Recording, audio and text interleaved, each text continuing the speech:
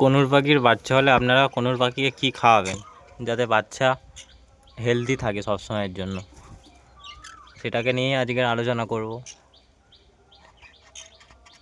এই দেখা পাচ্ছেন ছোলা দিয়েছিলাম, সব ছোলা খেয়ে নিয়েছে। আসলে কনুর পাখির বাচ্চা হলে সবসময় বেশিরভাগ সফট ফুডটা দেওয়ার চেষ্টা করবেন। সকালবেলা সফট ফুড দেবেন, দুপুরের পরে দানা দেবেন। সফট ফুডের মধ্যে আপনি ডিম সিদ্ধ দিতে পারেন, গাজর সিদ্ধ চিড়ে দিতে পারেন, আর ছোলা তো মাস্ট দিতেই হবে। কনুর পাখি ছোলাটা বেশি পছন্দ করে, তাতে আপনার বাচ্চা সুস্থ থাকবে আর হেলদি থাকবে।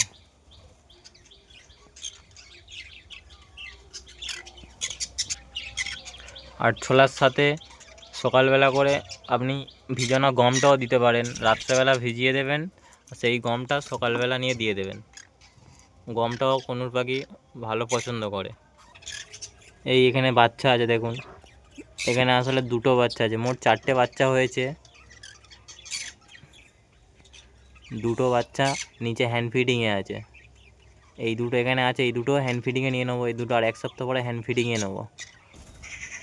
আর একটা কথা, আপনারা যত পাখিকে ভালো খাবার দাবার দেবেন তত ওরা বাচ্চা ভালো পারবে, মানে ডিম বেশি পারবে, বাচ্চা ভালো হবে।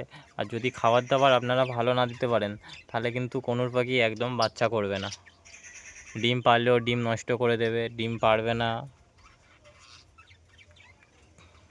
আপনাদের খাবারের দিকটা সবসময় লক্ষ্য রাখতে হবে। আর খাবার না ভালো দিলে এই পাখির সিনা টেনে যাবে। হয়তো আপনি টাইমে টাইমে ওষুধ দিচ্ছেন, ওষুধ দিলেও কোনো কাজ হবে না।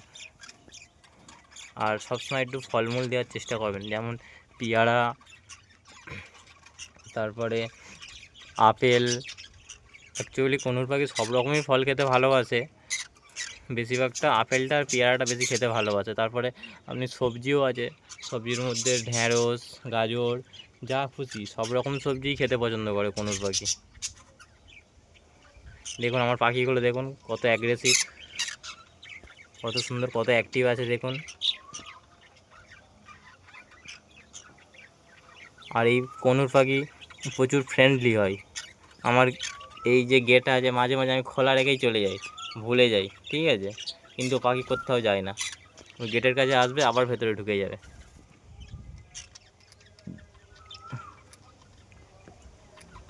দেখুন কত সুন্দর কালার দেখুন। আর পাখিকে যত সুন্দর ভালো মন্দ খাবার দেবেন, পাখির গায়ের রঙটাও তত পরিষ্কার পরিচ্ছন্ন থাকবে, কালার ভালো থাকবে। আর বাচ্চার গায়ের কালার ভালো হওয়ার জন্য একটা ওষুধ আছে, আর যাতে হেলদি হয় তার জন্য ওষুধ আছে। ওই ওষুধটা নিয়ে আমি পরের ভিডিওতে আলোচনা করব। এখনের জন্য এইটুকুনি।